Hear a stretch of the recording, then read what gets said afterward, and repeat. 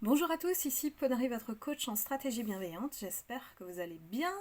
Je suis ravie de vous retrouver et aujourd'hui j'ai envie de vous présenter un petit rituel que j'ai tous les matins pour m'inspirer, pour m'apporter cette nourriture cérébrale dont j'ai besoin. Je ne sais pas si vous êtes un peu pareil, mais j'ai besoin de m'inspirer, d'avoir cette nourriture de l'âme qui permet de mettre en de bonne humeur dès le matin et puis d'avoir sa feuille de route surtout pour la journée. Et pour ça, j'ai choisi le coffret de Marie-Pierre Dylan Seger, l'alignement, donc qui comprend 150 cartes pour agir, pour s'accomplir, et qui complète effectivement tous les ouvrages chez Mama Édition, Oser s'accomplir, Debout notamment. Et ce coffret comprend donc un livre qui permet de compléter effectivement ce que vous allez tirer dans les cartes. Un beau tapis. Alors, vous choisissez en fait en fonction des cartes. Ici, la couleur orange, elle représente les exercices. Et ici, en noir, nous avons les guidances. J'appelle ça des guidances ou des inspirations, comme vous voulez, pour vous motiver dès le matin. Donc, je vais le faire avec vous en live. Nous avons donc une quantité de cartes entre les mains. Donc, ce qui est important, parfois vous pouvez vous poser des questions qui peuvent être utiles et les réponses vont vous donner des orientations. Et moi j'appelle ça une feuille de route pour pouvoir justement vous guider. Mais aujourd'hui, je vais juste prendre la température pour la journée, quels sont les conseils pour bien vivre cette journée et surtout se positionner. Alors, je commence par les cartes marron.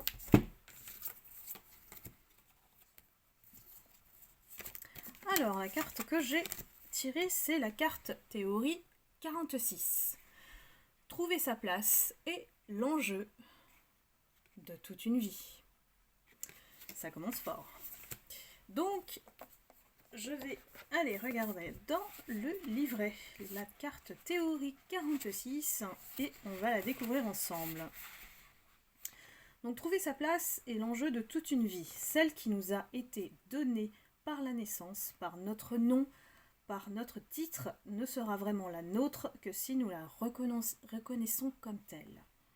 Tous ceux qui ont navigué au loin pendant leur vie et choisissent de revenir habiter dans le lieu d'origine, voire dans la maison familiale, le savent bien, la terre originelle ne devient vraiment la leur qu'au moment où ils la choisissent et se l'approprient comme telle. En s'éloignant, ils prennent du recul, comme lorsque l'on voit un bout de terre aimé depuis une navette spatiale ou un satellite. Ils vaquent à ce qui doit être fait, accompli d'un côté et guéri de l'autre, donnant au temps le temps de guérir, d'apaiser ou tout simplement d'arriver. Waouh, c'est vraiment très profond dès le matin et en plus nous sommes lundi, donc ça commence fort. Pour moi, le message résonne fort parce que j'étais effectivement dans cette période où j'ai dû vivre des choses pour comprendre qu'on doit guérir d'une blessure que peut-être j'avais pas encore résolue. Et ce processus de guérison prend du temps. Donc, et effectivement, dans cette période, j'ai fait un exode vers la ville où j'ai grandi. Donc ça correspond tout à fait au message du jour. On va compléter avec les cartes orange, qui sont, eux, des exercices pratiques, en plus de la théorie. Donc j'ai tiré l'exercice 119, s'appuyer sur le lieu. Pareil, on va regarder dans le livre, qu'est-ce que Marie-Pierre nous conseille ? S'appuyer sur le lieu. Donc l'art chinois du Feng Shui s'appuie sur l'environnement spatial pour identifier les lieux, les pièces, les orientations, les plus en synergie avec la personne qui les occupe. Cette discipline ancestrale utilise les vides et les pleins pour établir un équilibre optimal. Les vides sont les chemins, les couloirs, les escaliers, les portes ouvertes et les fenêtres. Les pleins sont les murs, les cloisons, les gros meubles, les accumulations d'objets, les portes fermées et les volets. Occuper des lieux très ouverts dynamise et fatigue. Occuper des lieux très fermés ancre et ralentit. Si votre bureau est sombre, investissez dans l'éclairage et allez souvent faire un tour dehors.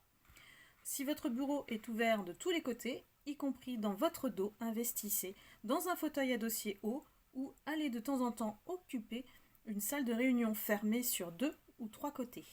En clair, lorsque vous êtes dans une période de vide, de doute, d'instabilité, pensez à passer du temps dans des lieux qui favorisent l'ancrage. Un monastère, une maison ancienne, des murs solides. Ben là, pareil, vraiment, c'est une véritable guidance et je trouve que c'est comme une aération du cérébral au quotidien, parce que j'aurais jamais pensé à ça, honnêtement, donc je dis merci Marie-Pierre. Et effectivement, on nous pousse à aérer les maisons. Vous savez bien qu'avec le confinement, ça a été vraiment le critère essentiel qui faisait partie des gestes essentiels, des gestes barrières. Et il faut toujours aérer son appartement, sa maison, le lieu dans lequel on vit. J'ai la chance d'avoir une terrasse, un jardin, donc effectivement, mettre le pied dehors, le nez dehors, si on peut, faire une petite balade à la fin de la journée pour se requinquer, prendre l'air, c'est tellement important. Et ce que j'ai appris de Marie-Pierre, c'est aussi beaucoup de faire avec le vide. C'est-à-dire que l'espace vide permet à l'air de circuler, mais aussi à tout ce dont on pense en fait au quotidien, d'avoir de l'espace. Ça permet vraiment de s'aérer et de s'ancrer au niveau du cérébral. Rien qu'envoyer un espace vide, on se sent beaucoup mieux et blanc, pas chargé, pas de multiples objets, juste l'essentiel. Donc voilà, c'était un petit peu la guidance du jour.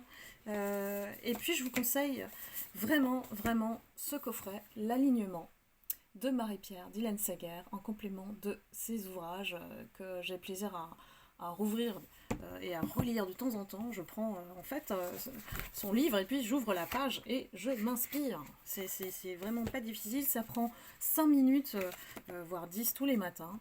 Et puis on commence sa journée bien ancré surtout et stable dans sa tête. Bien debout, j'ai envie de dire. Voilà, je vous embrasse, j'espère que vous allez justement vous y mettre et je vous retrouve très vite pour une prochaine vidéo. Je vous embrasse, bye bye.